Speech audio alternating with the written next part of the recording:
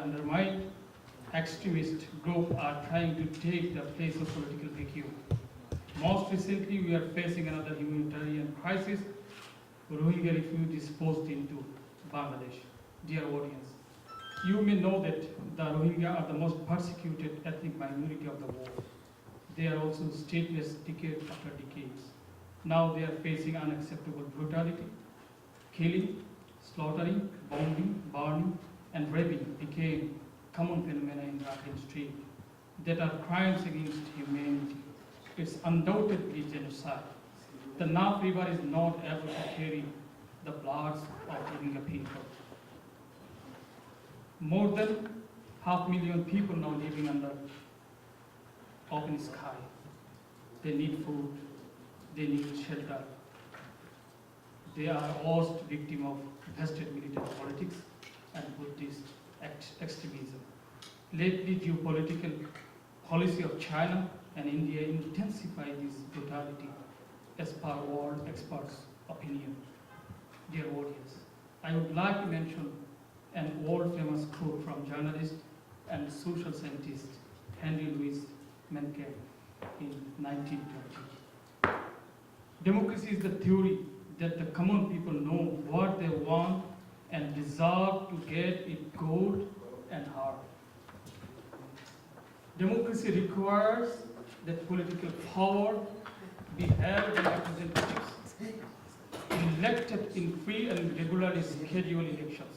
Unfortunately, Bangladesh's current democratic era has been marked by violence, successive political crises, and turbulent elections. The January 2014 election was the most violent in the country's history. The opposition political party and its allies boycotted the poll and were trying to hold the election through their protest and strike. The ruling party responded to the unrest through the partisanship, army, and police, which often indiscriminately fired into crowds of protesters. At least 400 people were killed, including voters, party activists, election officials, and security personnel in the month before, during, and weeks after the election. Election-related violence were far more severe than in previous contests. On the other hand, 153 parliament members were elected without any contest. This surely goes against the spirit of Bangladesh constitution. After the election, the Awami League government led by Prime Minister Sheikh Hasina is running the country in a fully autocratic way. Under this autocratic regime, human rights, rule of law, freedom of press have been randomly violated by the government. According to human rights organization Odhikar, during January to December 2016, 1,448 people faced extrajudicial killing and forced disappearance and arrest under the new Information Communication Technology Act number 90 and 35 respectively. Not only that, more than 30 media were shut down by government, including Channel 1, Digant Television, and the Daily Amadesh. Journalists and media personalities are facing sedition cases. Dear audience, the rule of law requires that political power be exercised through generally applicable rules, announced in advance, and applied uniformly and impartially. Unfortunately, government used the judiciary to eradicate opposition from the politics.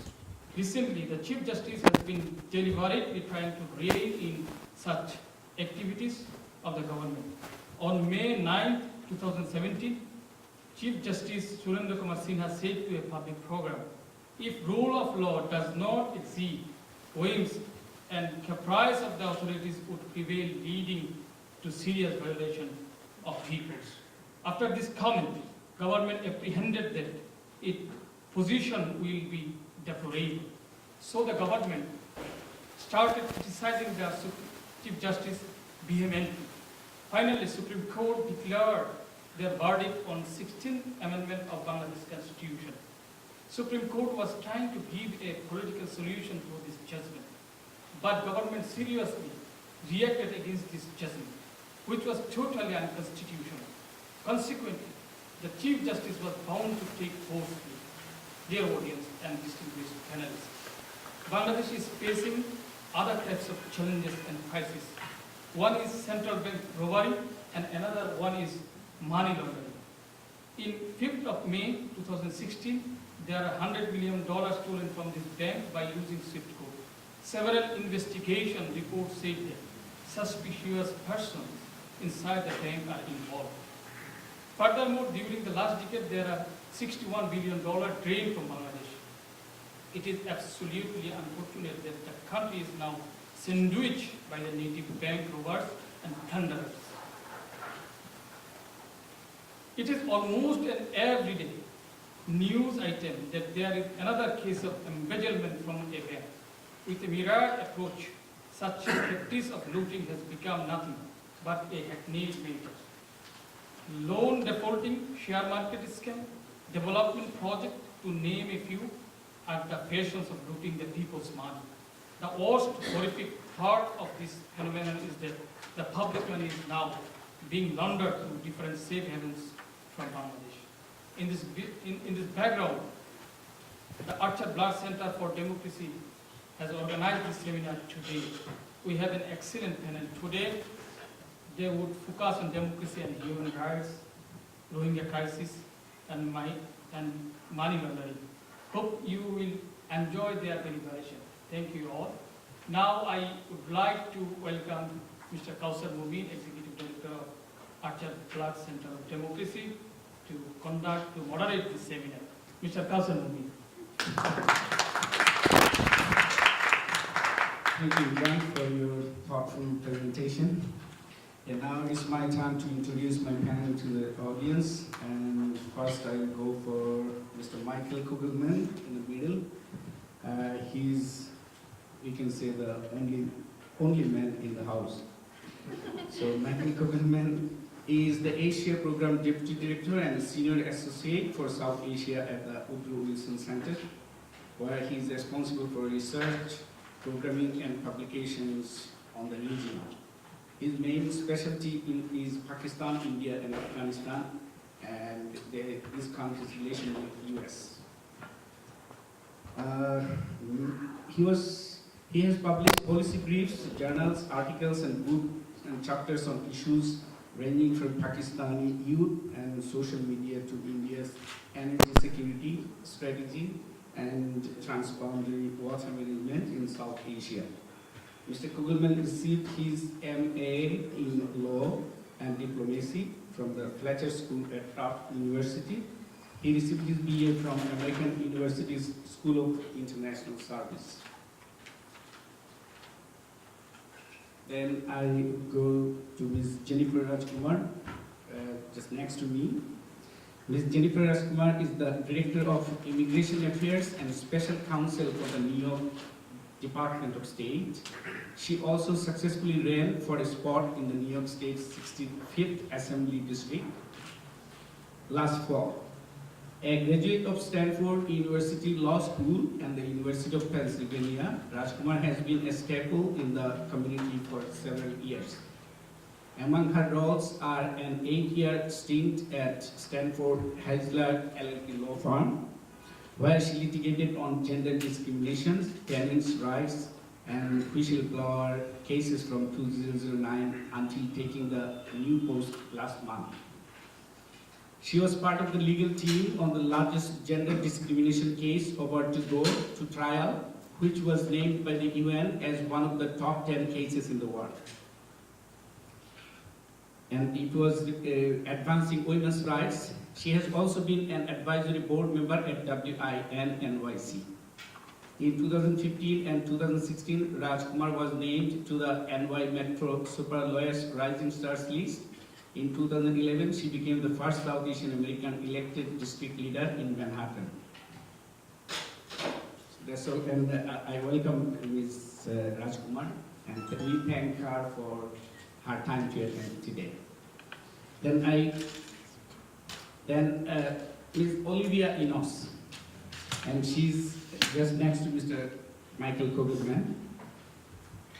I believe from our first seminar, our audience is already familiar with the name of Ms. Lisa Curtis. and I can say that Ms. Olivia has replaced Ms. Lisa Curtis in the Heritage Foundation, and we are really grateful for Olivia for attending with us. Olivia Inos, policy analyst in the Asian Studies Center at the Heritage Foundation, specializes in human rights and transnational criminal issues. These include human trafficking and human smuggling, drug trafficking, religious freedom, refugee issues, and other social and humanitarian challenges facing Asia. Inos joined Heritage in 2013, has published numerous papers on human trafficking in Asia, human rights in North Korea, and reforming the US refugee program, among other subjects. She contributes to the Asian Studies Center's Asia Update, a book of charts detailing why Asia matters to America. In 2014, she co-founded the Council on Asian Affairs, a group for young Asia policy professionals in Washington, D.C. The group meets monthly and provides a networking, brainstorming, and publishing platform for upcoming Asia experts. Inos received her bachelor's degree in government from Patrick Henry College in Purcellville, Virginia, and received a Master of Arts degree in Asian Studies at the Edmund Walsh School of Foreign Service at Georgetown University. And we're really grateful to Ms. Inos for taking part in to attend our seminar.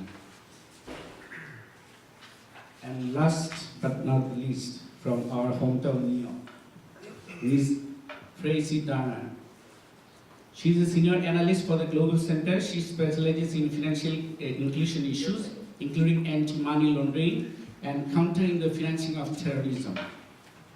Focusing on the Greater Horn of Africa region in particular, she has co-authored and contributed to reports on countering violent extremism topics and assisted in the design and implementation of regional capacity building programs.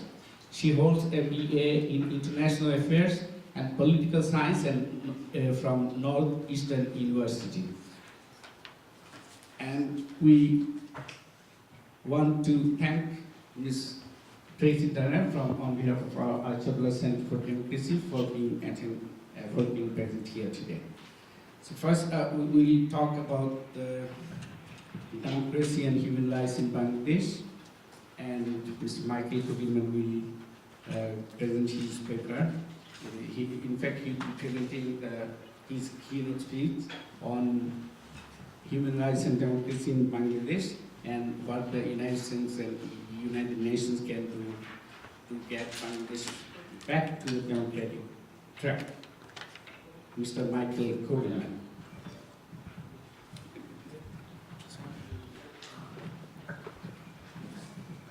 Thank you.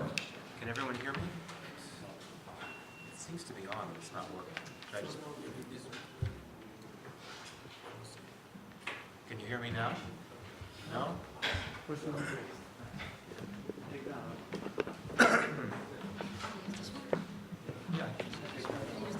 That one was working before, so...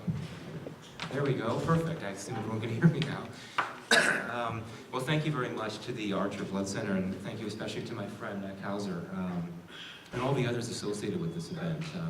Thank you for inviting me to speak. It's an honor, and it's a pleasure. It's always a pleasure to have an excuse to get out of Washington for a few days, and particularly to come to New York, and especially when the weather is so unusually warm. So I have indeed been asked to speak on democracy in Bangladesh and how the US and the UN can help restore it. That was how it was put to me. Democracy is a delicate matter, and I think it's worth posing a key question off the bat. What is the status of democracy in Bangladesh these days?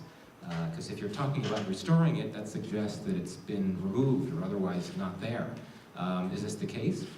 But I think it's quite evident that democracy is very much in peril in Bangladesh. And the nation certainly retains democratic structures. You've got a parliamentary democracy, you've got multiple political parties, you have an election planned fairly soon, but based on a whole range of democratic indicators, there's good reason to believe that democracy in Bangladesh is in a lot of trouble. And our earlier speaker, I think, highlighted a lot of the the troubling signs. I'm not a democracy expert, so don't take my word for it, but let me cite the Freedom House, their latest Freedom of the World rankings. And Bangladesh is described as downward trending on freedoms because of, quote, increasing restrictions on critical journalists and censorship of media content, unquote. There's also talk in this report of, quote, sharp deterioration in the space for freedom of expression, with a lot of discussion of attacks on secular bloggers and others with progressive views. Bangladesh's scores in this report are not particularly impressive.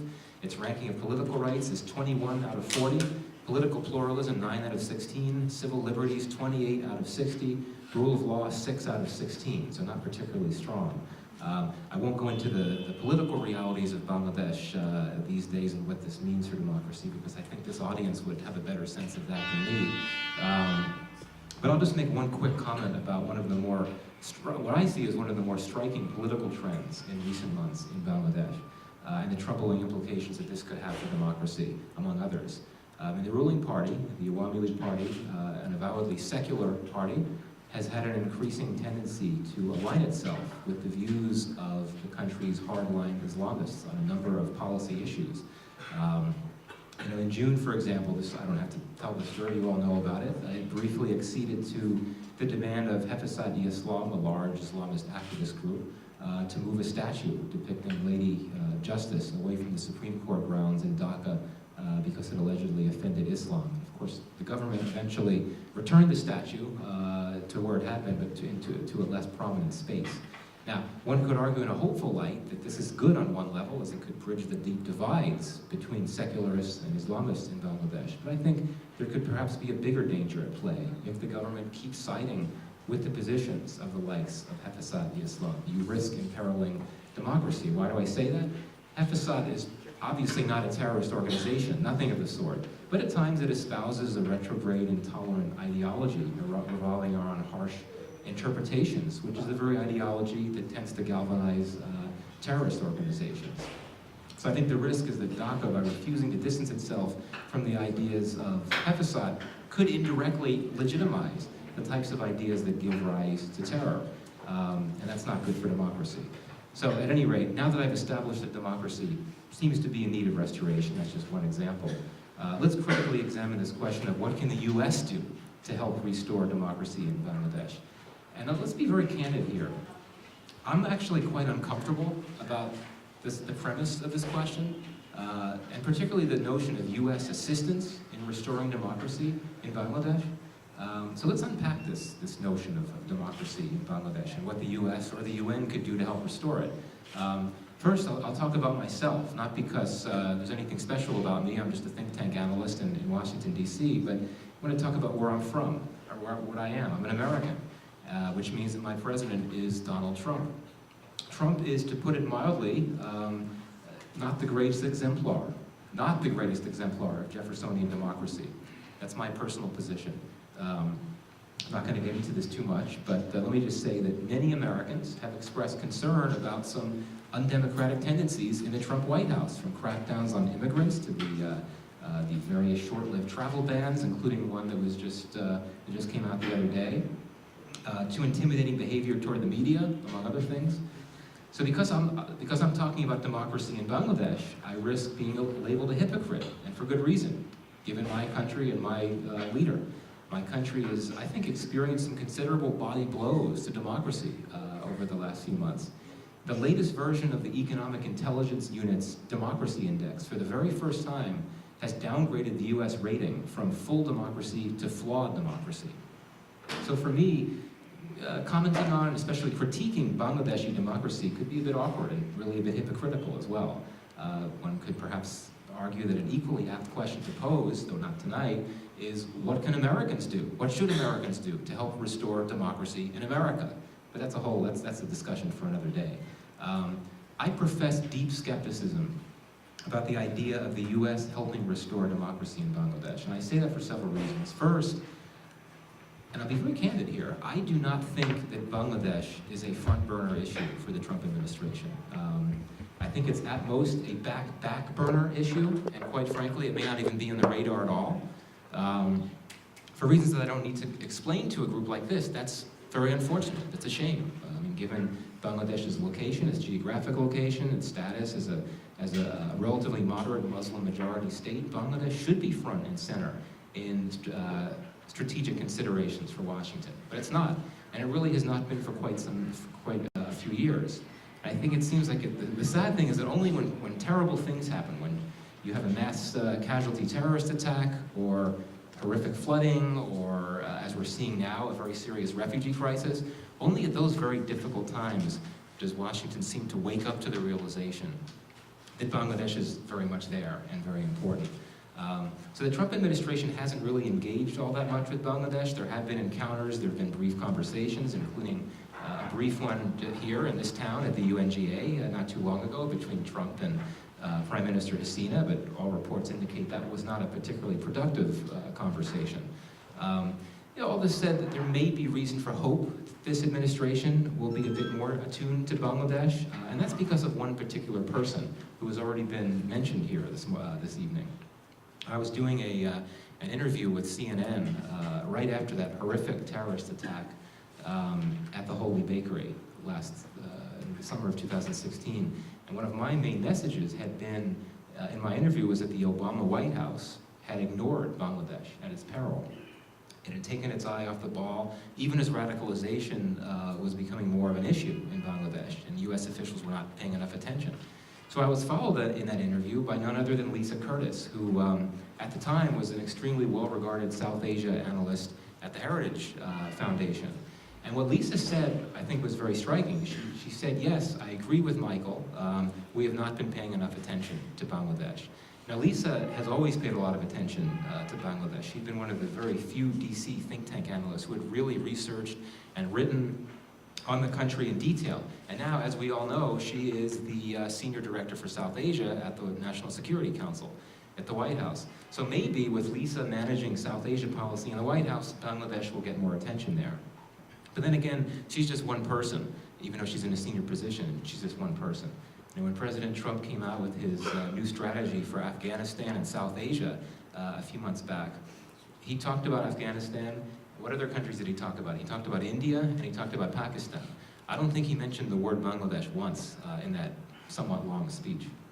Another reason I'm skeptical about this notion of the US helping restore democracy in Bangladesh is that the Trump White House does not really strike me as an administration that boldly embraces democracy promotion. This is an administration whose foreign policy really revolves around one singular goal: protecting American lives. I've heard senior Trump officials say this very explicitly in a number of closed-door meetings around town in Washington over the last few months. For the Trump administration, the overriding question guiding any foreign policy calculation is, what is in it for us? What is in it for America? What is in it for Americans? Now, according to this calculus, it makes good sense to emphasize counterterrorism in foreign policy because terrorists can threaten America. It makes good sense to reconsider trade arrangements that may not benefit the US economy and could threaten American jobs. This is, of course, what comes to it's never really been defined well, but we all understand as the America First philosophy. To be very frank, I don't see much that's America First about engineering a strong push for democracy in Bangladesh. The best way to get Trump's ear, I think, on democracy promotion in Bangladesh is if you were to invoke the T word, terrorism.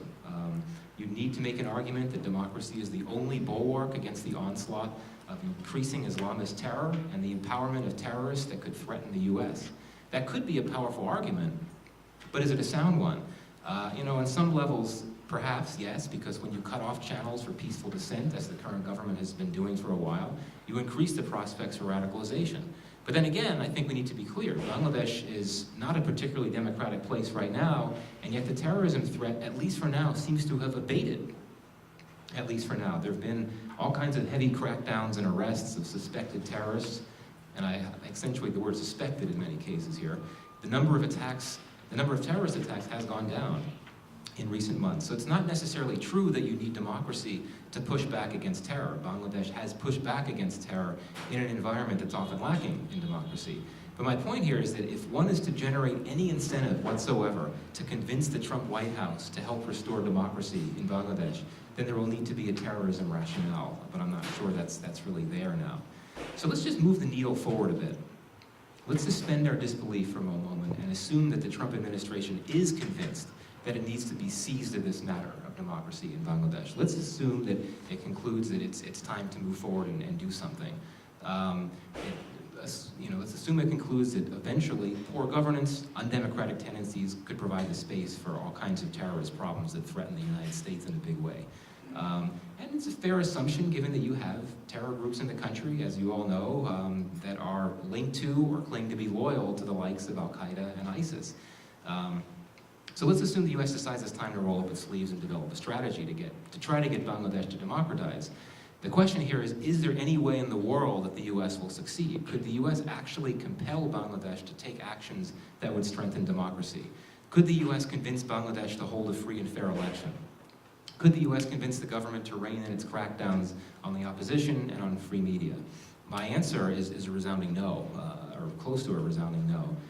On the one hand, there could be some potential here, simply because there's grounds to believe that the government in Bangladesh is keen to work with Washington and to take it seriously.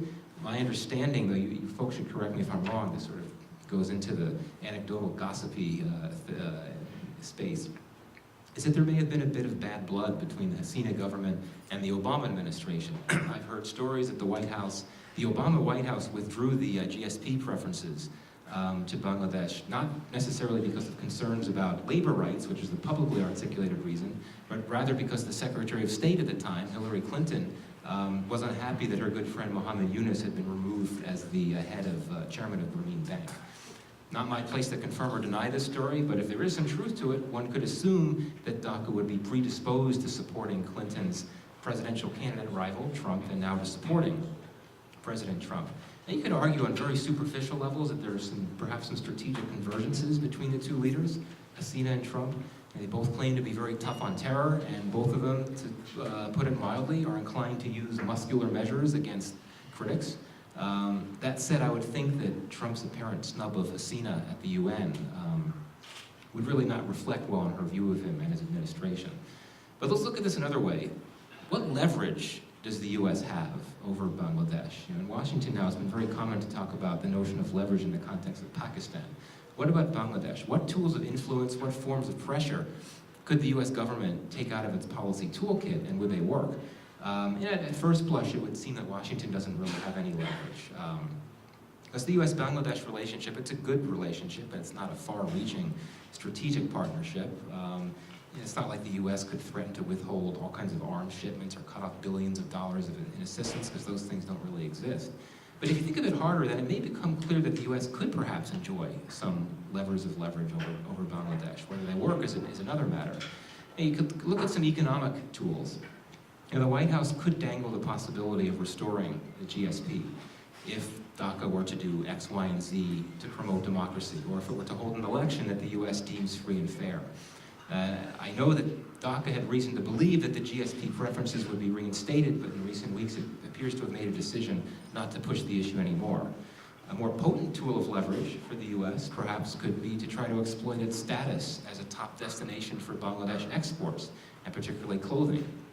Washington could threaten to slap higher tariffs on clothing exports or otherwise constrain market access to the U.S. This would be significant because when the Obama administration suspended those GSP privileges, that did not affect clothing exports, which are the top Bangladesh export to the U.S.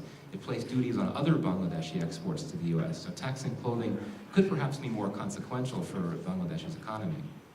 Given Trump's protectionist proclivities, he may find this to be a desirable step to take. Now let's move into the security realm. The security partnership between the U.S. and Bangladesh is not particularly extensive, but there are some things there. There's a training exercise between U.S. Pacific Command and Bangladesh's Special Warfare Diving and Salvage Unit. It's a high-prestige activity. It helps burnish Bangladesh's geopolitical standing. If the U.S. threatened to cut it off until Bangladesh did more to democratize, then that could be an option. And there are other hypothetical options out there that the U.S. could take, though I think they'd be too drastic, not to mention pretty cruel and undesirable. For instance, if the U.S. were to try to limit the ability of non-resident Bangladeshis in the U.S. to remit money back to Bangladesh. Now, sure, I don't really think that would make much sense, given that the amount of remittances from the U.S. make up a small component of Bangladesh's economy. I think about 60% of Bangladesh remittances actually come from the Gulf. Yeah, there could be efforts to try to slap sanctions or travel bans on Bangladeshi officials deemed to have been particularly egregious in terms of particularly anti-democratic actions. Or the U.S. could try to cut back some of its more visible U.S. aid programs in Bangladesh, so that would be pretty cruel. I don't think even a government as tough love oriented as the Trump one would dare to withdraw development aid, particularly if you're talking about things like cutting off funding to the Bangladesh Sesame Street. So where does this leave us? My point here is that the U.S. may have several economic and security-focused tools of leverage that it could attempt to wield, but they're two big Fs. One, would the Trump administration ever be focused enough on Bangladesh that it would consider utilizing them? And two, if it did use them, would they succeed, and would Bangladesh actually respond in ways that would help promote democracy? I think the answer to the first question depends on how much, if at all, the Trump administration would sign on to the terrorism rationale for engaging Bangladesh on the democracy issue. The answer to the second question is also tricky, and it comes down to basic issues of power, interests, reputation. And the current government in Bangladesh, as most governments, is concerned about power. It's curtailed democratic rights in great part to ensure its hold on power. If it were to relax those policies, that could undercut its power. If it were to allow more peaceful channels for dissent, if it were to hold a free and fair election, its hold on power could be loosened. It could ultimately be sent packing and voted out of power. So the question is, how important is it for the AL to maintain this power? How much of an interest does the AL have in safeguarding its power at all costs, and especially as this has an impact on its global reputation? To the extent that people in Washington and more broadly across the US think about Bangladesh, there seems to be a pretty strong consensus that the Bangladesh government is really undercutting its reputation as a moderate state by resorting to these draconian political measures. Now, shouldn't that perception be important for Bangladesh? I mean, do you want potential foreign investors turned off by these unpleasant political things taking place? These aren't questions I can answer. I'd be curious to hear your take.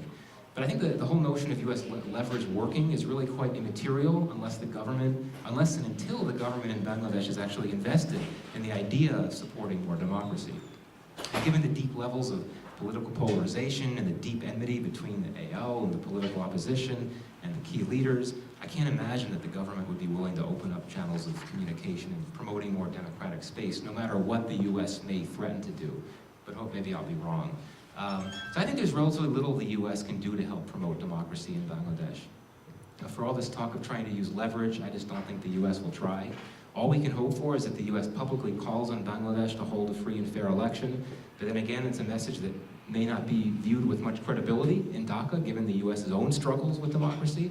Another step we can perhaps hope for is that the U.S. would lean on India to push Bangladesh on democratization. India enjoys more policy space than does the U.S. to engage with Bangladesh. India may have more leverage too, given that it's a rising power neighbor of Bangladesh.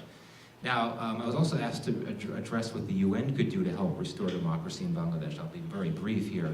I think we should keep our expectations low. It takes a whole lot to get an issue on the UN's agenda. Quite frankly, unless very bad and destabilizing things are happening in the context of democracy or lack thereof in Bangladesh, the UN probably won't raise a finger. There are specific issues like human rights issues on which the UN will weigh in, and the Rohingya issue being an example, but the UN is not into democracy promotion. The UN is about peace and security and territorial integrity and national sovereignty. It's not about imposing values on other countries like democracy. And incidentally, the term democracy does not appear anywhere in the UN Charter, so far as I know. Another factor that suggests the UN won't really push Bangladesh on the democracy front is the solid relationship between the UN and Bangladesh. Bangladesh, as you all know, has made very useful and substantive contributions to the UN. And correct me if I'm wrong, but I think that Bangladesh supplies more troops than any other country in the world for UN peacekeeping missions. That's tremendous. So I don't know if there would be a desire on the part of the UN to rock the boat anymore. That would need to be the case. So before I conclude, I'll just say a few words about human rights, and I'll just say a few things about the Rohingya issue, which is obviously a very salient matter. I know others will speak more than I on this. You all know the basics, that the numbers are staggering. In recent weeks, at least 400,000 of them have fled into Bangladesh, a country that's already had several 100,000 Rohingya refugees there before the latest migrations. And there's nothing new about this. They've been coming since the 1970s. And back in the early 90s, you had a wave of about 250,000 coming in. The Rohingya issue is admittedly a very delicate and difficult policy dilemma for Dhaka. Given that Bangladesh is a poor country with one of the highest population densities in Asia, Dhaka is the most densely populated city in the world, I believe. So what to make of the Rohingya situation and what might await those who have arrived in recent weeks? And I think there are two possible trajectories here. One is pretty skeptical, the other is more hopeful. I'll start with the skeptical because I want to try to end on a positive note, because I haven't been very positive in everything else I've said. There's good reason to fear that the new arrivals could be persecuted under the guise of counterterrorism. The AL has cracked down quite viciously against the political opposition, including the Islamist political opposition, and accused it of staging terrorist attacks. In reality, as you all know, the rash of terrorist attacks suffered by Bangladesh in recent years is mainly the work of local terror groups like the JMB, Jamaat Mujahideen Bangladesh, with assistance perhaps from Al-Qaeda and ISIS. In recent months, Burmese media reports have claimed that Pakistani terror groups have recruited some Rohingya in Bangladesh. Additionally, in very recent days, Indian intelligence authorities have stated that LET has sought to recruit, Lashkar-e-Taiba has sought to recruit Rohingya refugees in India. Now, Rohingya do belong to a local insurgency known as ARSA, based in Burma, that targets the Burma regime. But so far as I know, and I was talking to someone in the audience before we started, so far as I know, there's little evidence that critical masses of the Rohingya community have gravitated to globally focused terrorist groups like Lashkar-e-Taiba. And yet, the Rohingya refugees in Bangladesh may have to suffer for the sins of a small group of them that have turned to militancy, whether to ARSA or something beyond that. Now, the Rohingya entering Bangladesh could be scapegoated by a government that projects a very tough on terror image and has a very unfortunate track record of falsely implicating innocents in terrorism. I imagine that most of you read the very striking comments that came from Prime Minister Hasina's political advisor, Hassan Tawfiq Imam. They were very provocative. I think he was at a conference in India when he said these things. He spoke of ARSA as a common enemy of India and Bangladesh and Burma. He said that Rohingya separatism has been backed by Pakistan's ISI since 1969. And that he also said that the ISI was trying to use the Rohingya issue as a means of stoking communal unrest on the Bangladesh-Burma border. He said that ARSA has ties to LET, which is old news, but also to JMB, a local terror group, a Bangladesh terror group, which was news to me.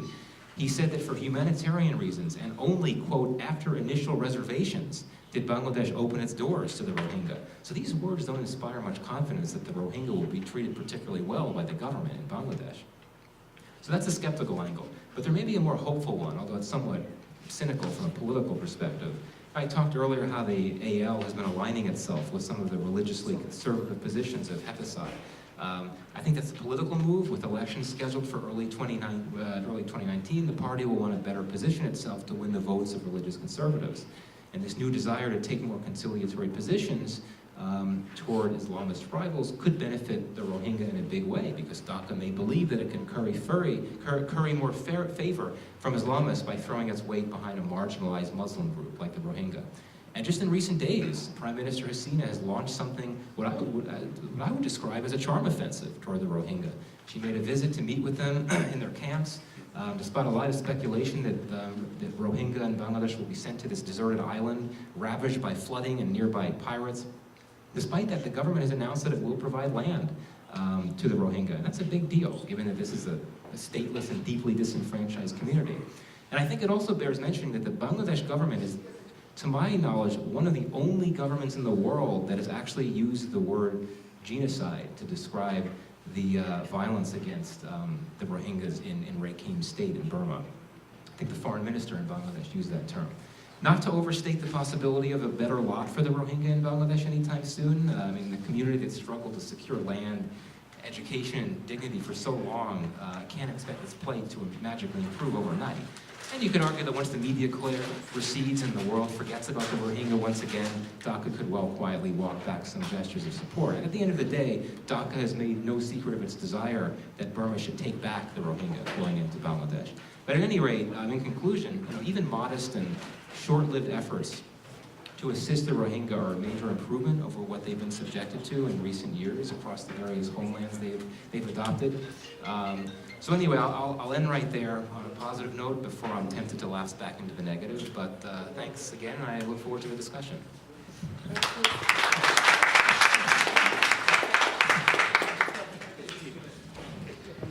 Thank you, Michael, for for going through the issue on the Bangladesh democracy and human rights. You have mentioned, you all know that we will have a question and answer session later. So we'll discuss, we have so many questions on your presentation. But, you know, you have mentioned that if we want to, if the audience wants, if Bangladesh wants to, wants the United States of America to help to get democracy back, to restore democracy in Bangladesh, first they have to approach the United States government first, and United States government has to be willing to act on that issue. So later on we would like to listen from you how the audience can, what the audience can do to make the US government to act for democracy in Bangladesh. And again, you have said that, yeah, you know, when lack of democracy in Bangladesh and lack of democracy in the United States is not the same. Of course, yeah. Because if one president of the United States is not elected democratically, but you have two other organs, democratically established two other organs, like Congress and judiciary. But when a government, like a country in Bangladesh, are undemocratically elected, they can do everything. They can control the judiciary, they can control the parliament and everything. So if in the United States, the government is not democratically elected, our democratic rights are not violated, we can say that Mr. Trump was not elected as we wanted. There is some confusion, but none of our democratic rights are violated here. Maybe it is only the beginning. But what happens in countries like Bangladesh? Maybe you have read the last month New York Times editorial on Bangladesh. The government is deliberately diminishing the opposition. Even there is no, the opposition parties, the opposition members, they cannot even sleep at their home. There are no people to contact with other worlds, with the rest of the world, on behalf of the government. So these are the things these are the difference that we think when democracy is not in countries like Bangladesh that we have to consider. And also we want to know from you what we can do, the Bangladesh can do to make the United States to act for democracy in Bangladesh. So now I'll go to Ms. Olivia Inos. She'll be speaking on the Rohingya crisis and options for Bangladesh. Olivia. Well, thank you, Counselor, for having us today. It seems that we can't have a conversation about South Asia without talking about Lisa Curtis, my former colleague. I do not sell myself as a South Asia expert, but I did have the privilege of working with Lisa while she was there. And I have a new colleague now, his name is Jeff Smith, and he's going to be handling her portfolio going forward. But the reason I was invited here to speak today is because within the Asian Studies Center, I focus on human rights issues. And so I'm going to talk today about the Rohingya crisis and the intersection and overlap between issues in Burma or Myanmar and issues in Bangladesh and how it's being handled today. So to kick off my speech, I wanted to start with a story of a young woman. She's 20 years old, a Rohingya Muslim. Her name is Hasina, and Human Rights Watch had the opportunity to meet her. When she was fleeing Burma, she had her child killed right in front of her eyes. She was taken by members of the Burmese military, along with her mother-in-law and her sister-in-law, and a couple of other individuals, where she was nearly raped. Her mother was killed. Her mother-in-law was killed in front of her because she was literally, a knife was used on her, and she was killed. And she's now today in Bangladesh in a refugee camp, and she was brave enough to come forward to have her picture taken and to share her story with the world so that the world would understand the horrors that are presently facing the Rohingya. And her story is just one of many. Those who have gotten out, those who survived and have made it to Bangladesh, today number around 420,000. And they're the lucky ones. They're the ones who survived and were able to flee Burma. But the reality is that there are many more who were killed along the way, and we don't know exactly what their plight will be for those who remain in the country. But today I wanted to provide a little bit of background information, talk a little bit about the history of the conflict, and then look at some of these more complex issues or clarifications that I think have been a little bit confusing in the media as discussion of this issue have gone on. So as I mentioned, roughly 420,000 Rohingya or more have fled to Bangladesh today. They're in refugee camps, and the UN is estimating actually that this is the largest refugee exodus since the Rwandan genocide. And so the amount of people who are flowing is just absolutely exponential and certainly demanding of world attention. The exodus was sparked by some violence that the Arakan Rohingya Salvation Army, or I'll refer to it as ARSA, committed against different police checkpoints in Burma. And I want to make clear here that even though they have Rohingya in their name, they did not have Rohingya in their name, nor did they have Arakan in their name for a very, very long time. So its roots are not necessarily in the Rohingya people, although there are certainly some Rohingya who have joined forces with ARSA. But this is a really small army. ARSA consists of roughly 500 individuals. That's the highest estimate. So they don't number in the thousands. They're actually a relatively small group. But the violence that ARSA committed pales in comparison to the Burmese military response to ARSA's attacks on these different police and security outposts. What you've seen is sort of typical Burmese military behavior, where they have, according to Human Rights Watch, burned more than 400 towns, 220 villages, and they've been looting those villages. There have been reports of rape and sexual abuse, and this does not begin with this crisis here in 2017, but this dates back a really, really long time. The Burmese military has been carrying out these activities, and Human Rights Watch over the past several years has estimated that there have been more than 1,000 villages that have been burned by the Burmese military. Now, there's been almost universal condemnation of the violence against Rohingya, but the one sort of notable exception has been Aung San Suu Kyi herself, who is the de facto leader in Burma. And I think that while Aung San Suu Kyi has certainly come out and made certain statements, there's a lot of ambiguity in what she said, and especially given her background as a Nobel Peace Laureate, I think we would have expected a little bit more from her on this crisis. But before I sort of get into, I've been asked to address how the US could solve the crisis, also how the international community could respond, as well as how Bangladesh can respond. But I just wanted to give a little bit more additional historical context to the conflict. One of the issues that I've had in the way the conflict has been described is that it's focused almost exclusively on the ethnic side of the conflict, rather than also the fact that it has some religious roots. Of course, there's both an ethnic and a religious aspect to this conflict.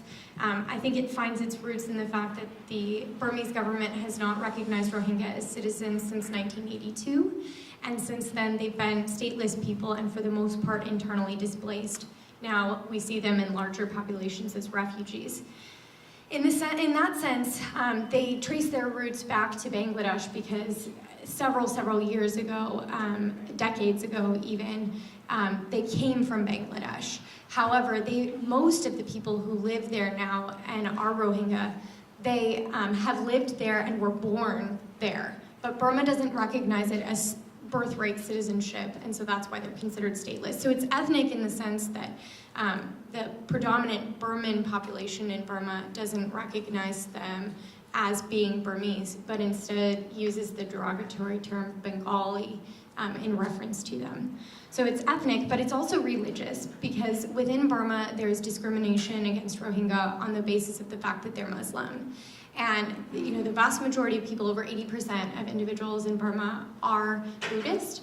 But then you have this sort of racism that's pervasive and is systemic against Rohingya. The way that we see this manifest itself is that many Rohingya are denied access to schools, they're denied access to healthcare, they are not able to vote, and so they have no rights that a normal citizen would have, or even that a normal human could expect to have. And of course, all of the activities that have happened with the Burmese military burning down their homes, taking their lives, raping them, violates their basic human nature and fundamental human rights.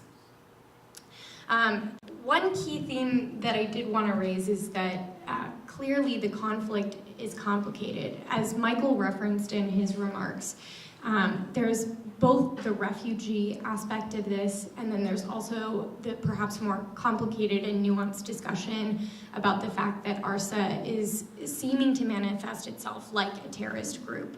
But it's not typical terrorism in the Burmese sense of the word. In fact, it looks more like terrorism in the South Asian context. Bertil Lindner, who is a prominent Southeast Asia scholar, says that the type of terrorism that's been carried out by ARSA actually mimics terrorism in South Asia, similar to the Maoist Naxalites in Nepal, or in some cases, some of the activities that you see occurring in the Philippines, in that they come in plain clothes, they're not coming in military garb, and so this is a new form of terrorism for Burma, and something that I think Bangladesh will also need to watch out for as they're resettling such large numbers of refugees. You don't know if there may be a few people who slip in that have bad intentions, and so being very careful and considering ways to amp up counterterrorism efforts may be a wise idea for the Bangladesh government.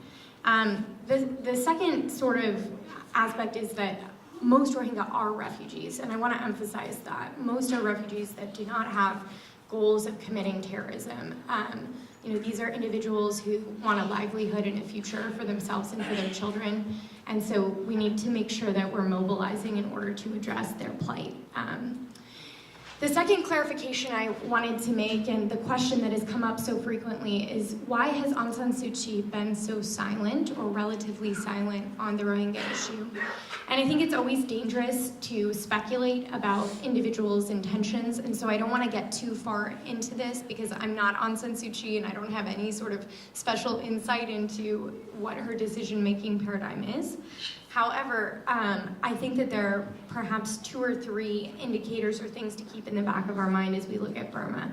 The first is that when Aung San Suu Kyi came to power and the NLD came to power, she still has a power-sharing agreement with the Burmese military. And to some extent, this substantially hinders her ability to operate freely within the political space there. For example, the military holds a quarter of all parliamentary seats in Burma, which gives them a de facto advantage in nixing any sort of constitutional reforms that would allow greater power for the civilian government as opposed to the military government in Burma.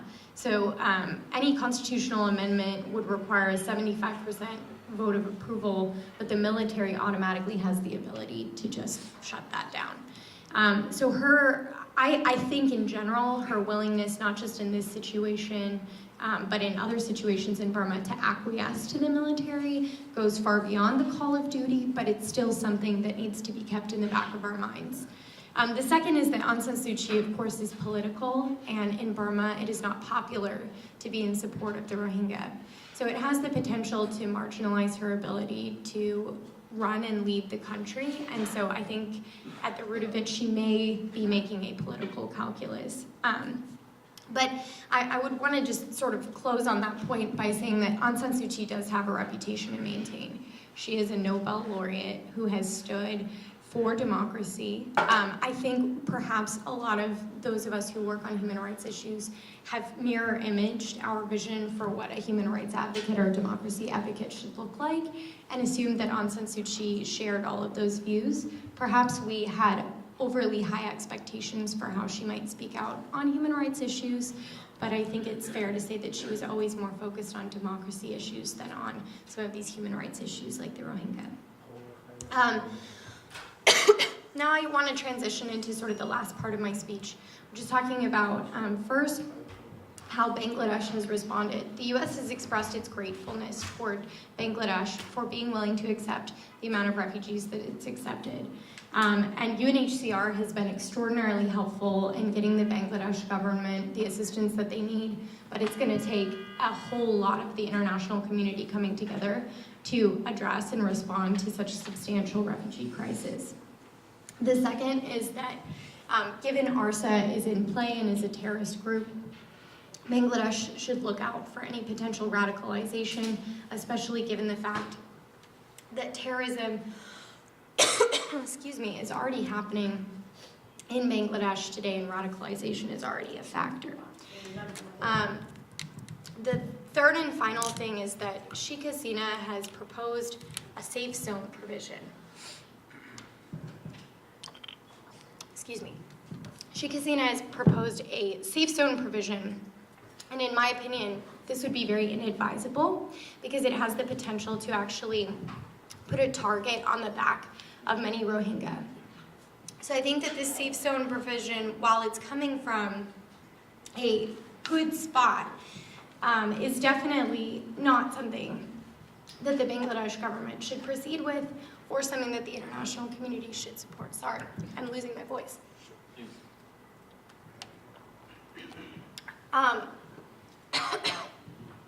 The second issue I wanted to address is how the international community can respond. The international community has already responded through UNHCR, and it's done wonderful work in order to mobilize the international community. I think that should continue. The international community should also put pressure on Burma to continue on the path of reform, to get back on the path to democratization, and also potentially to even recognize Rohingya as citizens, because this has the potential to resolve the conflict in a really meaningful way, although I think that's pretty unlikely to happen. I don't think the Bangladesh or the Burmese government will recognize them as citizens. But we can hope and we can sort of push for that. Then I wanted to address a little bit what the U.S. government has already done. The U.S. government has increased its humanitarian assistance by $32 million, bringing humanitarian assistance to Burma up to $95 million in this year. This is a very positive and commendable step. Rex Tillerson, Secretary of State Rex Tillerson, has also called Aung San Suu Kyi and called her out, asking her to respond to this crisis. This was also a positive step. But I think that one of the mistakes that's often made in the international community is to have a strong response initially and then to not follow through over the long term. I think it's very important that there be follow through and a key focus on Burma, and also a key role in supporting Bangladesh as they're absorbing so many refugees. The next future steps is that the U.S. should review its sanctions toward Burma. Under the Obama administration, there was a lifting of almost all sanctions on Burma, but they should consider an arms embargo, one that targets the military, and any sort of sanction that can go after individuals, like our specially designated nationals list, that might be able to target those individuals who are perpetrating violence against Rohingya. Second, the U.S. should continue to support humanitarian assistance in the region. If it can increase humanitarian assistance at key moments, this will be important going forward. And then finally, I think the U.S. should look at ways that it can increase its counterterrorism cooperation, potentially with Bangladesh if there's openings there, but also continue to keep an eye out for any sort of terrorism threats that may arise. Michael made a key point that oftentimes the counterterrorism issues will sort of be a touch point or a touchstone for the Trump administration, but I think we shouldn't lose sight of the fact that they've demonstrated a willingness to provide humanitarian assistance and to support refugees in the region. So that should be encouraged so that it's not just a terrorism focus, but there's also a humanitarian angle as well. So with that, I'll just keep it there. Thank you.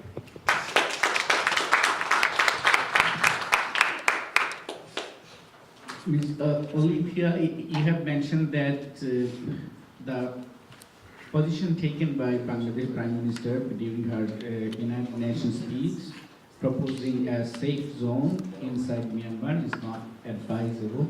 So could you please, before we go to the next speaker, could you please say a little bit more with an explanation why you think so? I think that the safe zone recommendation is coming from a really good place. It wants to create this area where refugees can go and be protected. But I think that this type of provision has also been proposed in the case of Syria and many of the Syrian refugees that have fled.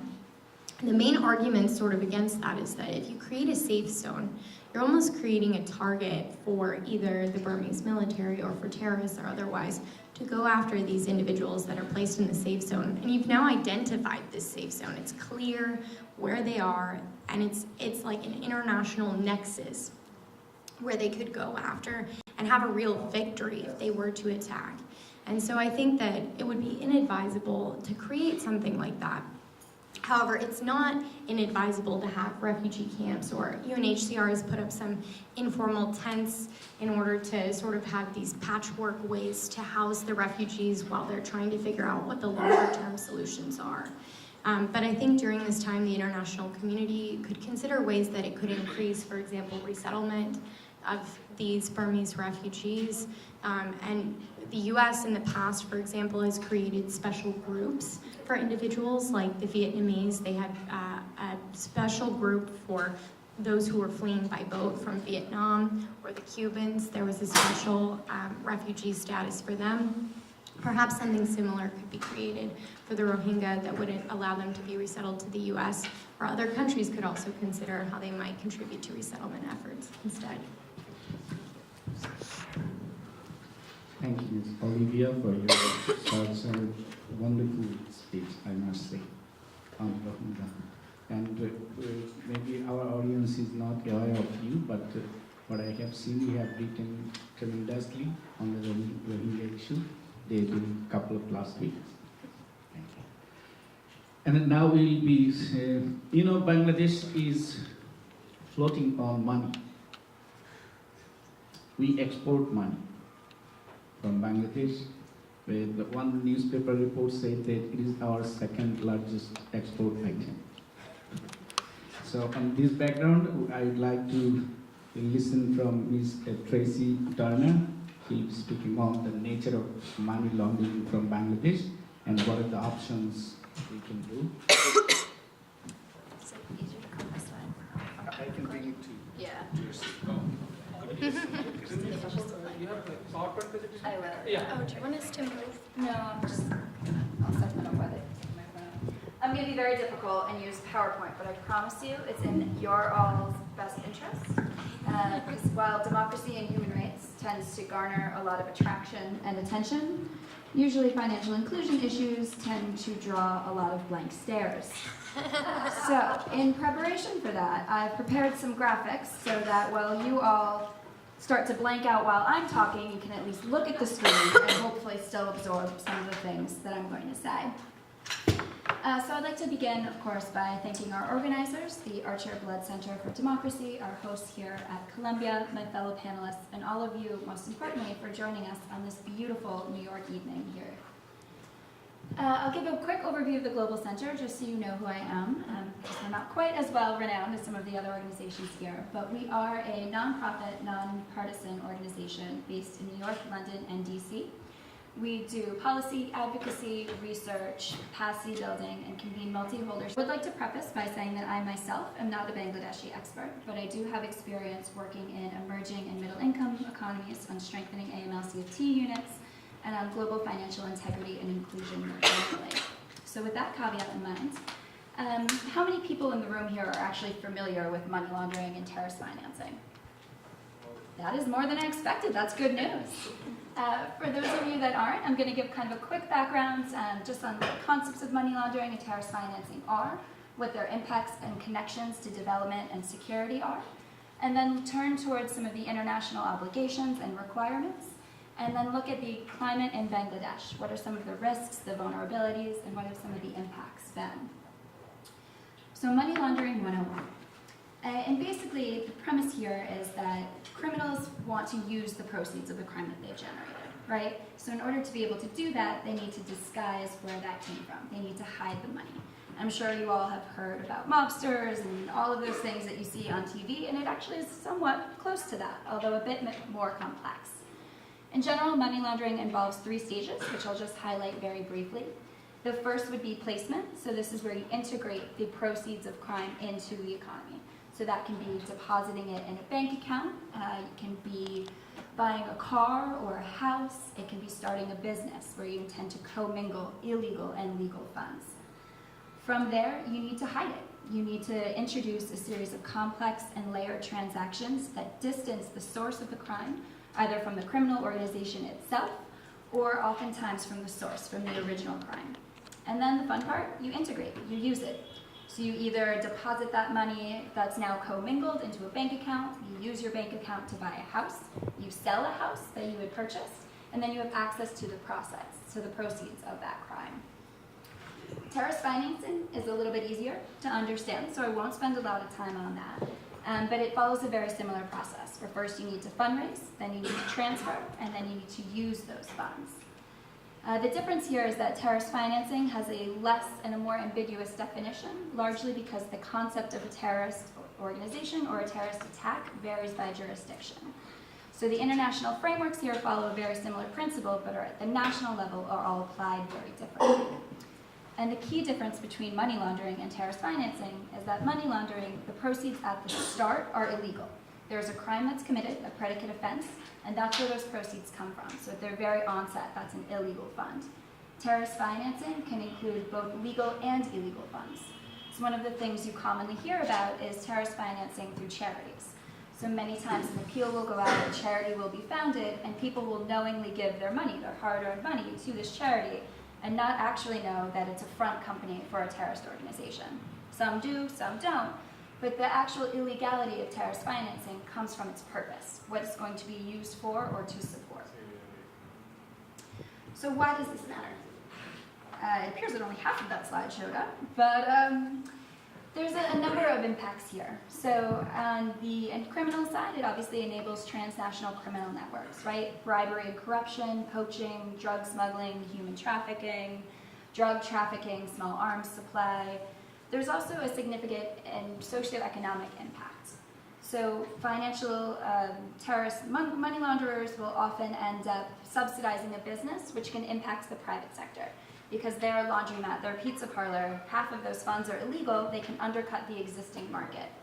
In the same way, they often will invest in places that they are least likely to be detected or caught. So it's not really based on market principles. If they think there's low oversight in one particular sector, they'll gravitate towards there. And what that will mean is you'll see a huge influx or distortion in market rates or in asset values, which in turn, because that money is illegal, can often impact national economic policy, currency valuations, interest rates, a lot of things. So it can really mess with kind of a macroeconomic policy. There's also bank stability issues.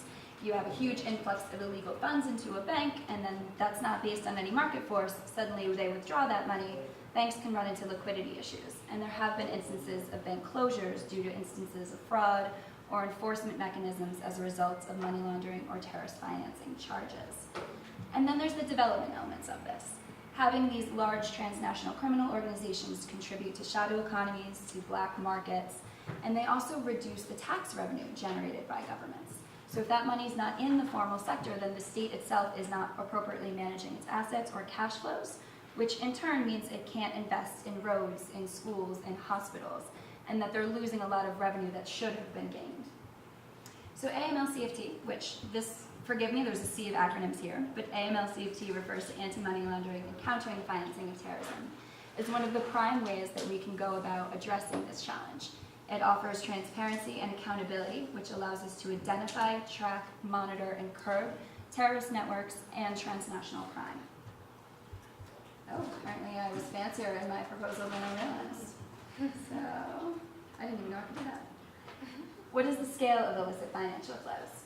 So you'll see here, and I think we heard this mentioned before by our opening remarks, illegal capital flight from Bangladesh is estimated at about $61 billion since 2005 to 2014. Yeah, it's a lot of money. More broadly than that, illicit capital outflows, which I should say are slightly broader than money laundering and terrorist financing. It does include a wider range of crimes, but still within the same illicit financial crime space. It's estimated that Asia lost between 272 to 300 billion between 2005 and 2014. In sub-Saharan Africa, that's more than the total amount of official development assistance, and it's pretty close here as well. It's about 6 to 7% of GDP. So it's staggering amounts of money that are coming out of these places into transnational networks. So what are we doing about it? The most common body that you hear about is the Financial Action Task Force. While there are a number of UN conventions, a number of UN Security Council resolutions, FATF holds a certain prominence within the AML-CFT community. And that's in large part because of their 40 recommendations. So FATF issued literally a list of 40 elements that they think should be a part of a comprehensive AML-CFT regime. Those things include international coordination, establishing a financial intelligence unit, criminalizing these laws, preventative measures, kind of all of these technical boxes. And what FATF does, and it's important to note that this is an international standard-setting body. You're actually not obligated under any sort of mandate to comply with these resolutions. So recognizing that they lacked that enforcement by as a convention or Security Council resolution, they started conducting what's called mutual evaluations. So every country that's a part of the FATF process will undergo every few years an on-site assessment where their local staff, along with FATF assessors and people from the region, come in and rate on how compliant you are with their recommendations. As a result of that, they also issue 3 times a year what is known as the public statement. The public statement is basically a name and shame of all countries that they have decided are either not compliant or not fully compliant. And being listed has international repercussions. Being considered vulnerable for money laundering and terrorist financing can impact your ability to attract foreign direct investment, impacts the ability of international banks to want to engage with your sectors or to provide correspondent banking relationships, and is generally a black mark on your international reputation. So Bangladesh has undergone a mutual evaluation. It's actually undergone 2. The first one was back in 2009. And then it recently underwent one just last year in 2015, published in 2016. So originally the FATF mutual evaluations looked strictly at technical compliance, so this chart that you see here. And of the 40 recommendations, you'll see that Bangladesh has done very well.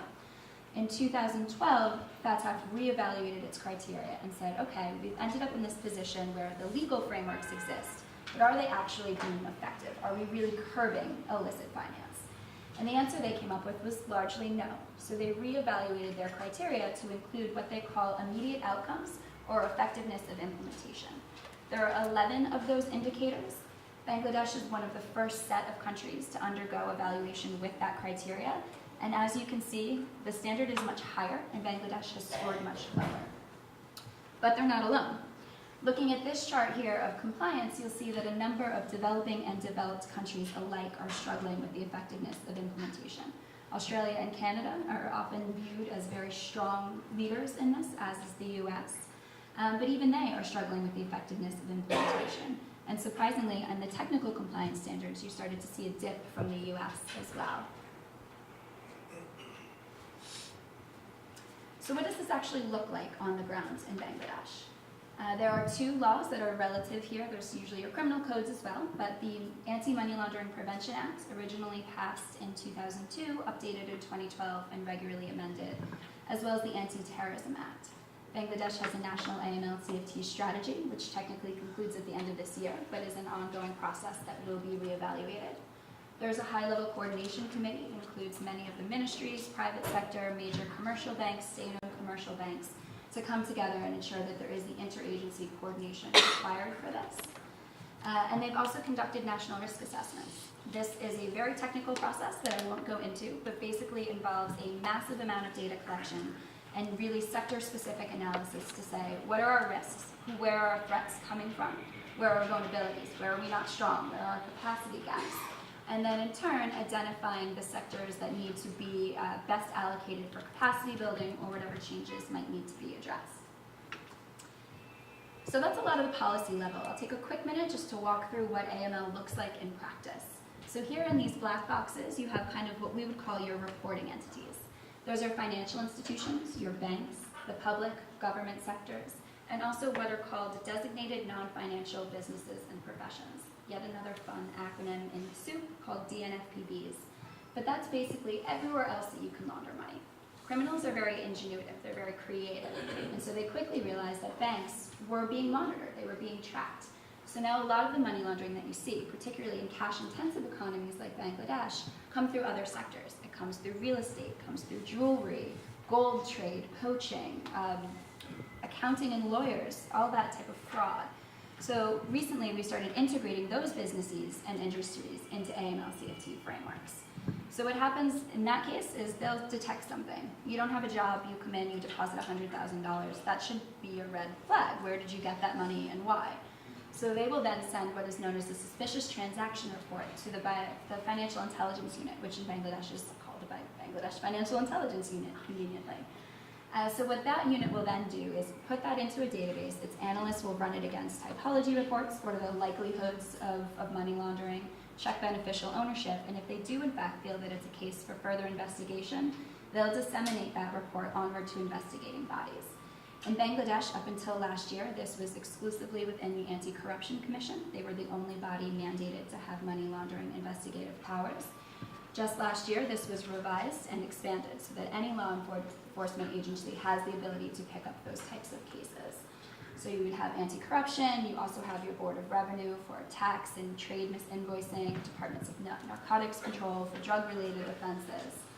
Those go through your traditional process of investigation and then move forward to the courts for prosecution and adjudication. All of this is important as we get to the meat of this, which is really what the risks in Bangladesh are.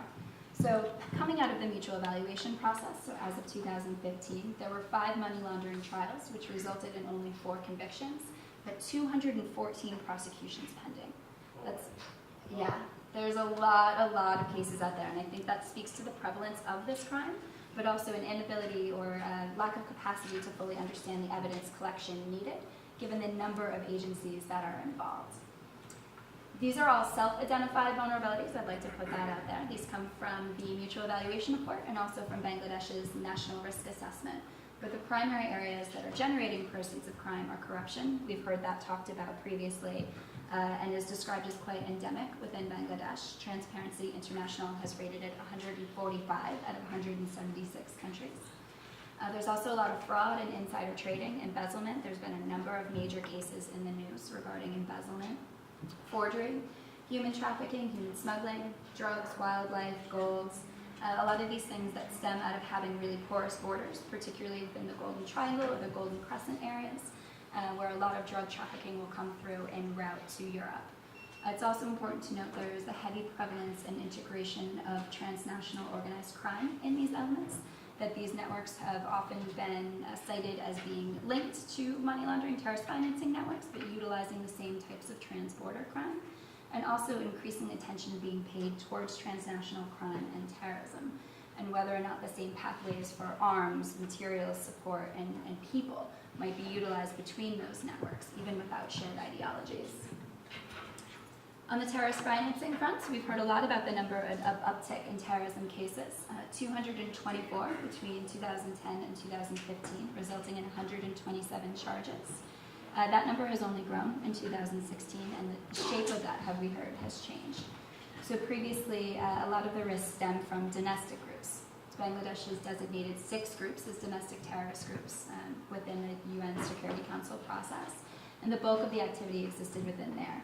In the last year or so, you've seen an uptick of engagement from ISIS or Al-Qaeda affiliated groups, or at least those groups claiming responsibility for some of these attacks. But terrorist financing is still lagging. There have only been 23 terrorist financing cases resulting in 2 convictions. A positive development is that all of these cases have included a terrorist financing inquiry, meaning that there was an element of that in the investigation of the terrorism cases, but the charge itself was often dropped due to lack of evidence. So as we look at the risks moving forward, I think focus right now very much is still on the existing networks within Bangladesh. So where are those connecting pieces? Where are those financial pathways? How is this money coming into and out of the country? But as you're starting to see a growth of transnational groups, you also start to look at transnational coordination. Is there money coming in from overseas? Is money going overseas? And where are those financial pathways which I think personally, and I might be biased, but tend to offer one of the best opportunities we have to identifying potential linkages between groups. It's very difficult to speculate on ideological alliances or allegiances. They can be pronounced and changed, but when you start to add a financial element and you start to receive backing, that's when you can really start to identify whether a group is taking root within a country. The other thing you hear a lot about in this space is foreign terrorist fighters. Bangladesh has not had that as a traditional problem, being recruitment to either go and fight in a transnational group or people going to a conflict and coming back. Although it is certainly an area to be mindful of, particularly as you start to see an influx of people leaving Syria and looking for kind of what the next regrouping is where are those fighters going to go? Where are those seasoned professionals, those trained entities that were in the base camp, where are they looking to set up the next cell? And I think as we pointed out, putting Bangladesh on the radar in terms of what this upswing of radicalization might mean in that context is very important.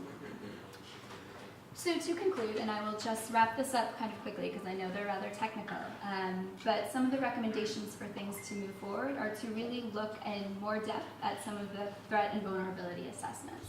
So what are the pathways for corruption? And a lot of areas within that have to deal with some of the state-owned banks and some of the state-owned enterprises, making sure that we've identified the proper ways to catch what we call politically exposed persons, which are basically anybody in the government who might have access to government funds. So if they start depositing a whole bunch of things, that would trigger as a flag, right? Where did that money come from? Also starting to look and really map out the smuggling and trade-based money laundering. Of that 61 billion that we said is gone, about 90% of that from the illicit financial flows is through trade misinvoicing.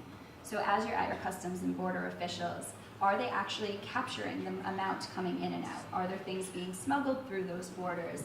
And are we losing massive amounts of tax revenue? Also developing further plans of action, so building off these national strategies and risk assessments. What are our lessons learned? What does that look like for your compliance officer in your bank, your lawyer who's signing a will or a beneficial ownership contract for someone? What do they need to be looking for, and where else are these proceeds of crime coming? As always, there's awareness raising to government and stakeholders. There's been a number of legislative revisions and amendments in the last couple of years. So while Bangladesh does have a well-established FIU and AML-CFT system that's been in place for a while, are those procedures constantly updated? Are they in line with the newest FATF standards? Are they in line and legally compliant? And to consider enhanced AML-CFT measures on high-risk areas. And when I say that, I mean both geographic high-risk areas where we have known groups or operatives, but also sectors. Is our gold sector compliant? Are our customs and border officials on point? And then capacity building and awareness. Are our suspicious transaction reports, that front line of defense, that guy sitting in a bank that says, that doesn't seem right. Is he capturing the right information? Is he giving us enough ability to get the transparency into that system that we need to identify the instances of corruption? So if I'm a public official, I'm not coming in to deposit my corruption check, I'm gonna have someone else do it. So has somebody done their due diligence to recognize where in the family that person might be coming from? Are judges prepared? Do they understand the elementizing of a case? And do our law enforcement agencies know how to utilize financial intelligence to its best ability? That might mean following the money techniques, but also identifying how you can build networks off of that, how you can use networking elements to build out beyond and recognize full terrorist networks. So now that's a lot, and I know that's a little bit slightly different from some of the very passionate and engaging topics we had around democracy and human rights, but I personally feel very strongly that the economic elements of this are certainly at play as you look at the motivations behind actors and engagement, and really how you can build a strong and secure democracy, which is often founded on an economic opportunity. Thank you.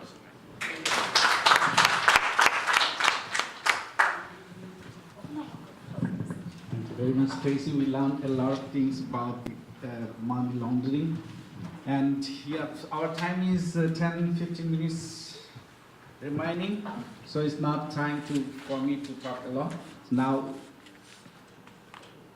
Raj Kumar will be speaking, and you can say the host state is speaking now.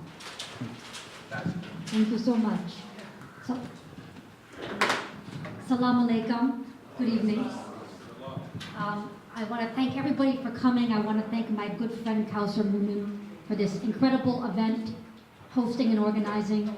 To all the members of our South Asian media for coming and making the time to make sure the whole world has heard this panel. Thank you so much to ITV, to Time TV, to all of our ethnic press, and to my good friends in Washington. Thank you so much for the incredibly articulate presentations. So I want to talk about New York State now, and what we are doing in New York, and hand in hand together with the South Asian community, with the Bangladeshi American community, to lead our nation, our state, our nation, and the world in the right direction. So again, I'm Jennifer Rajkumar. I work in the office of Governor Andrew M. Cuomo of New York. And our community is one of the fastest growing ethnic communities in the country. As of 2011, the population of Bangladeshi Americans in New York was hovering around 78,000. Our largest population in the United States is, no surprise, in the borough of Queens. Hillside Avenue, 161st Street, Hillside Avenue, all the places that so many of us go to, Saga Restaurant, are the places where so many of our state initiatives have emerged through conversations with members of the community, and we need to keep those conversations going. So my story is very recognizable, I think, to a lot of people here. My parents actually immigrated to Queens, to Jamaica, with just $300 in a suitcase in the 70s. And they were able to make it, like so many of us made it, through hard work. And growing up, whenever we had a fight in the house, my mom was always so proud that we were in America and would say, "This is a democratic household." So anytime we have a fight in the house, it's going to be resolved through a family court system, where we all gather in the kitchen or the bedroom and divide up. One person is the lawyer for one side, one person is the lawyer for the other side, one person is a judge, and we argue it out. And so that's how I grew up, and I thought that was normal. And years later, I became a lawyer, and my mom wonders why. But one of the things I tried to do throughout my career is fight for the rights of our community, for workers, for those experiencing discrimination. And I had the honor of being elected as the first South Asian district leader in New York, but certainly not the last. Now, our community still has not had a city council member or state representative ever elected. And the time is coming soon. But I wanted to go somewhere where we were making real change in the state. Bold action during these turbulent times at the federal level. I was thinking, where are we really making that change? And who is a leader who is really going after tangible results that are making a difference in the lives of actual people in our community? Beyond the rhetoric, real results.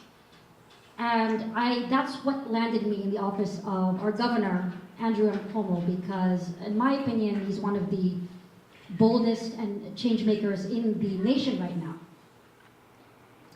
So I wanted to focus on some of the things that we have done that have been remarkable and pioneering. So first, I will sadly remind us that about a year ago today, an imam in Queens from Bangladesh and his assistant were brutally murdered on the street. And that was exactly almost a year ago. And as the state, we've taken big steps to combat hate crimes. So one of them is that we have trained 120 local and state law enforcement officers in how to investigate and handle hate crimes. So we have increased our training. We've invested $25 million in security for daycare centers and schools that may be targeted. And this is happening not just in the Bangladeshi American community and the Muslim American community, but also in the Jewish community, which has experienced an uptick in anti-Semitic incidents in this past year. So we have vamped up our anti-hate crimes initiative, including setting up a text line. So if you are a witness a hate crime, please text hate to 81336, numbers here, and we will be ready to do what we can using all of state resources to persecute these crimes to the fullest extent of the law. And we also offer a $5,000 reward to anybody who comes up with information that will help us prosecute a hate crime. So finally, I'd like to move on to immigration and the amazing things that we've done in this area. The governor said recently that if there is a move to deport immigrants, I say then start with me. This was his reaction to the anti-immigrant executive orders coming out of the Trump administration. And I think that that statement of his really encapsulates and embodies our entire state immigration policy. We started a groundbreaking program this year. It's the first of its kind in the entire country.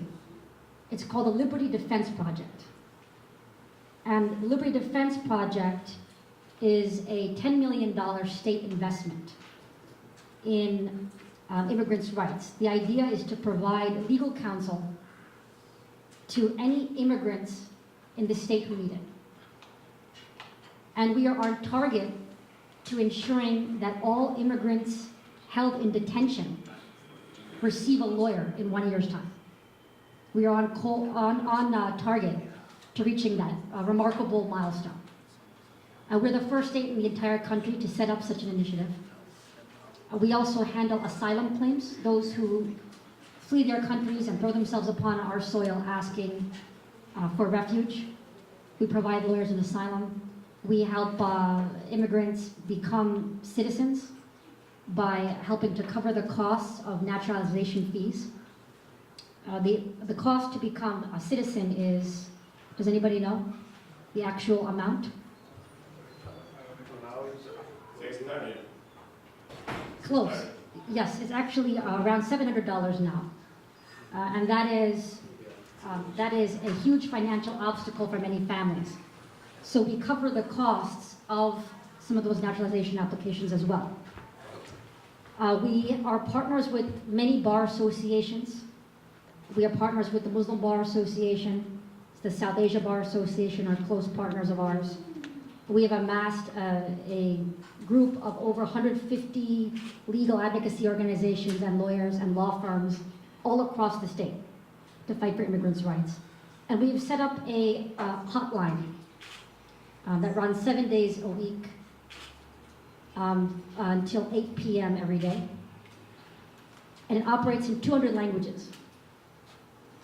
200 languages, including Bengali. And this is the number. Please distribute to any of your friends who need any immigration help. Because what often happens is a family is caught in a tricky immigration legal situation, whether it's an ICE encounter, an encounter with federal law enforcement dealing with immigration, or whether it is a member of the family has been detained, and they simply do not know who to turn to. And all they have to do to get the process started and to access state resources, all the person has to do, wherever they are, anywhere in the corner of New York State, is to just dial this number, 1-800-566-7636. So please take that down, and any friends of yours who need immigration help, they can access it right there. This is an entryway into top legal help in the state. Along with this, we have also started a groundbreaking program this year in education. So we're the first state in the nation to now offer affordable college to all middle-class families through the governor's Excelsior program. And what it does is it offers free college tuition completely free at all 2- and 4-year public universities, that's SUNY and CUNY, throughout the state. To qualify, an individual or a family has to make $125,000 or less. And that means that 84% of families in New York City are going to be eligible for this. That's 84% of families that have college-age kids. So this is going to transform the face of education in New York State and give children the opportunity that they need, including so many children from our community. And we hope that this will become a nationwide program also in due time. Also, just last week, we've been actively responding to the Trump administration and what they've been handing down on immigration. Just last week, the governor issued his own executive order. That executive order prohibits any law enforcement officers in the state for inquiring about immigration status. And in fact, any state agency from inquiring about immigration status. So we are here every step of the way fighting back. And I know that, especially for our community right now, it's easy to feel targeted.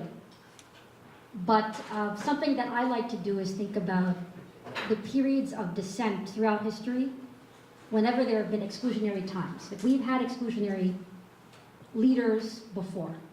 In fact, it comes as a shock to many people that the US Congress actually formally barred Chinese individuals from entering our nation. Formally. It was called the Chinese Exclusion Act. All Chinese individuals were barred from entering the country until about 1926. In fact, Chinese individuals were even deported under this law. But even during those times, there was one legislator in Congress. His name was George Hoare. One man who said, I cannot vote for this because it violates my conscience. There have always been dissenters throughout our history. That is why I personally am so proud to be working for Governor Andrew Cuomo, because he is so starkly drawing a contrast between himself and our president. And he is showing us what real, true leadership is. So I hope that everybody stays hopeful. And finally, I'd like to end on a poem. This is one of my favorite poems that it helps me through these turbulent times. And I hope you enjoy it, but first, this is my information also. So you can reach me directly here. You can text this number to reach me. I'm always here for members of our community. Our office has become remarkably diverse in so many ways. So many members of our community, young members of our community, are joining the administration. So this poem was found by Mother Teresa. She used to keep this poem. It was one of her favorite poems. People are often unreasonable, irrational, and self-centered. Forgive them anyway. If you are kind, people may accuse you of selfish, ulterior motives. Be kind anyway. If you are successful, you will win some unfaithful friends and some genuine enemies. Succeed anyway. If you are honest and sincere, people may deceive you. Be honest and sincere anyway. What you spend years creating, others could destroy overnight. Create anyway. If you find serenity and happiness, some may be jealous. Be happy anyway. The good you do today will often be forgotten. Do good anyway. Give the best you have, and it will never be enough. Give your best anyway. In the final analysis, it is between you and your God. It was never between you and them anyway. Thank you so much.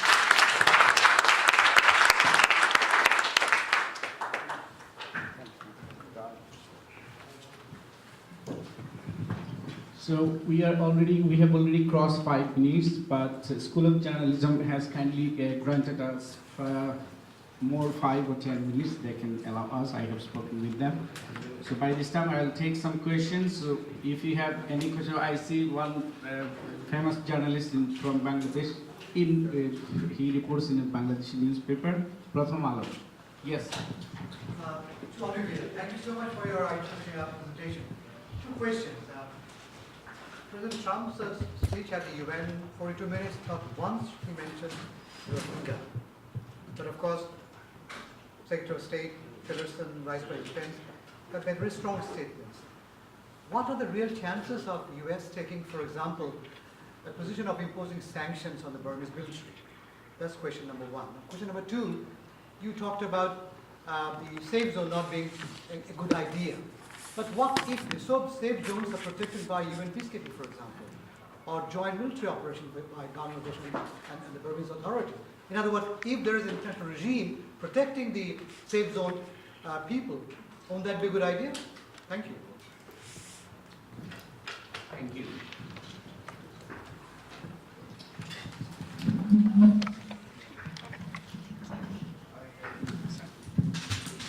So first on the Burmese sanctions, I think that we'll have to wait and see as to whether or not Burmese sanctions get taken up.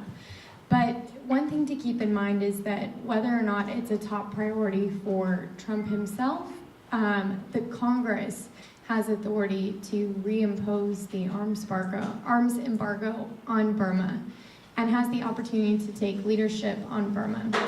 And there are presently a number of bills under consideration. The National Defense Authorization Act makes mention of Burma, and in fact, Senator John McCain ended up pulling an original amendment which would have made it so that U.S. and Burmese military would have increased their military-to-military ties. But in the face of the refugee crisis against Rohingya, that amendment was pulled from the National Defense Authorization Act. And so the U.S. will not be increasing its ties with the Burmese military. That in and of itself sends a clear message that the U.S. doesn't support the activities of the Burmese military. Furthermore, in the state and foreign ops and other related acts, there's also mention of potential sanctions against Burma, as well as restrictions on Burmese military ability to travel to the U.S. So there's legislation that's currently pending that would have impacts on Burma, but more can definitely be done to consider that. Heritage, for example, is putting together a paper over the next couple of months where we're going to identify key areas that can be sanctioned.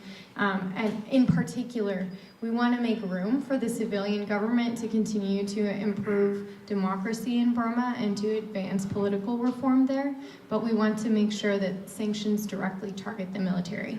So that's something to keep in mind. Thank you. The second question was on the peacekeeping operation. Safe zones. So I know that the U.S. and Bangladesh do a lot of cooperation together, but I think that in general it's a heritage position that safe zones are not a wise idea because it really does identify those individuals as potentially vulnerable and possible places where they could attack. And so I think it's in the best interest of the refugees themselves to not have a safe zone provision, but instead to make sure that refugee camps and other humanitarian assistance like the U.S. government has increased continues to be made available to those individuals who are identified by UNHCR as refugees. I'm really running late. I'll take one more question only. Mr. Yusuf Harun. Yusuf Rahman. Dr. Yusuf Rahman, he was the former chief economist officer for the New York City.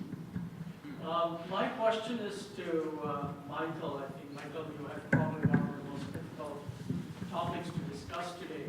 Let me briefly put a little remark before I ask you the question that I have for you. You mentioned about what the U.S. could do at length in restoring and re-establishing some sort of a good representative democracy in Bangladesh. But looking at the US's history and its record in that front, I would say it has been deplorable at best. So that particular proposition I would immediately throw out the window. So let me ask you my question.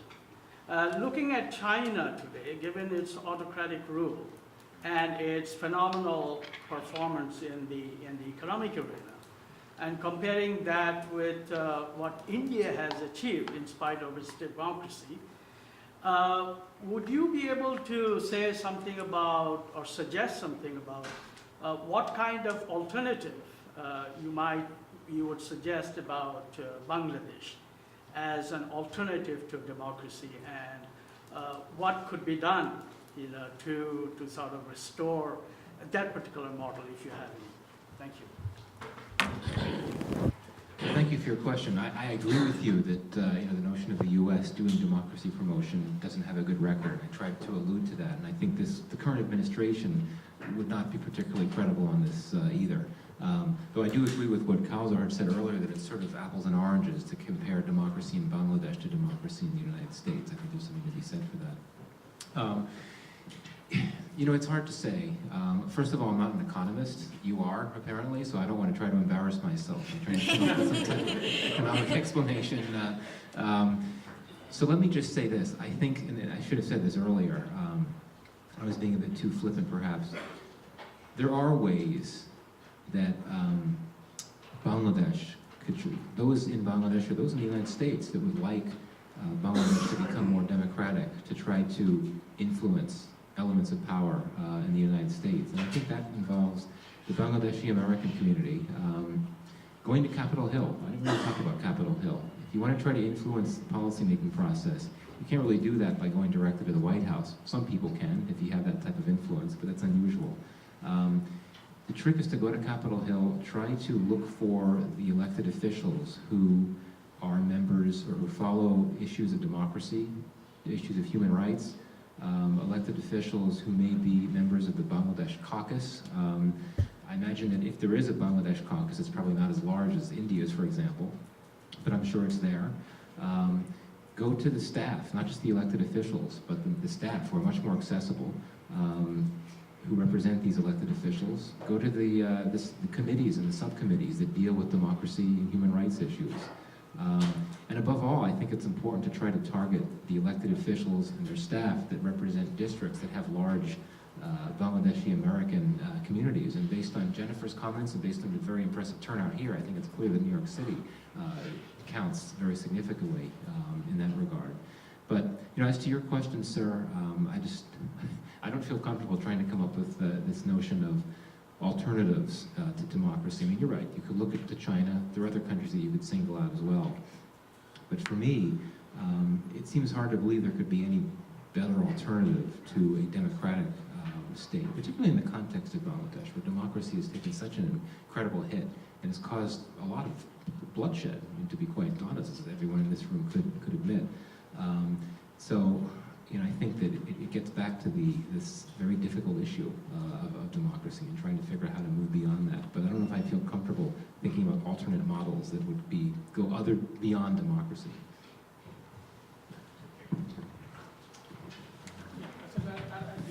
Thank you. One more question? Yes, go ahead. After naam bolne प्रश्न. Please mention your name and ask your question. जी, बोलो. Actually, I was 2 months ago. I was in Bangladesh. I visited. I stay over there like a month. But in this situation, the Bangladesh democracy is really helped to restore in Bangladesh under this government. But I'm so.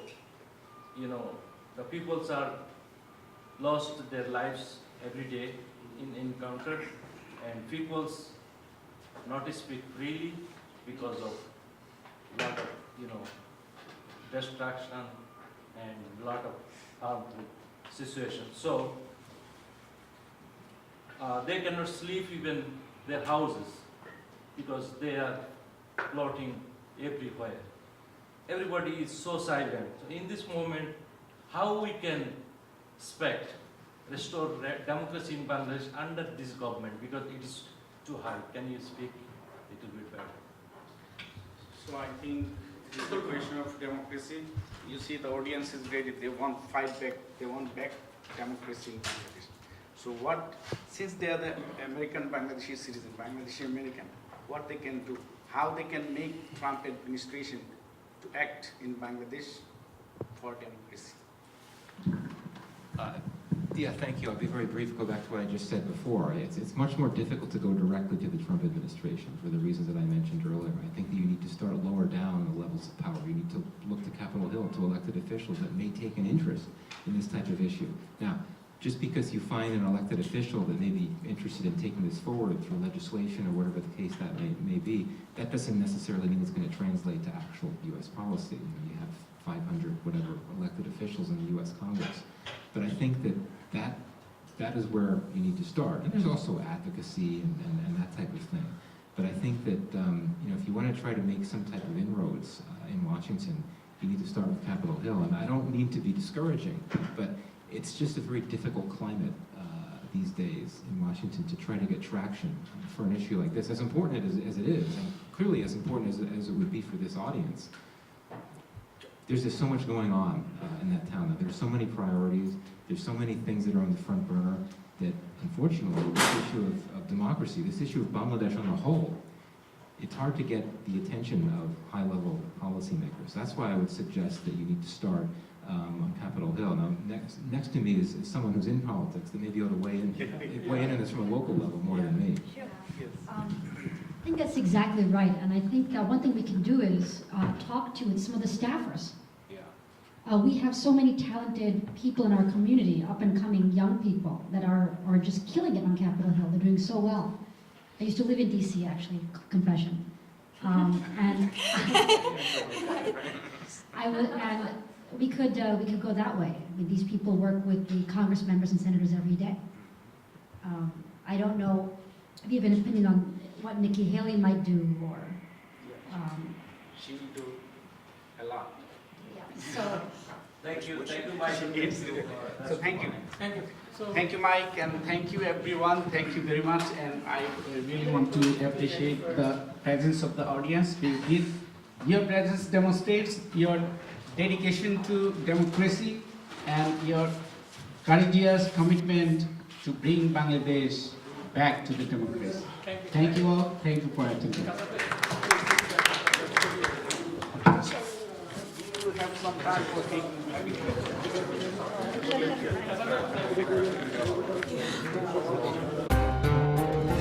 ITV, Call of Peace.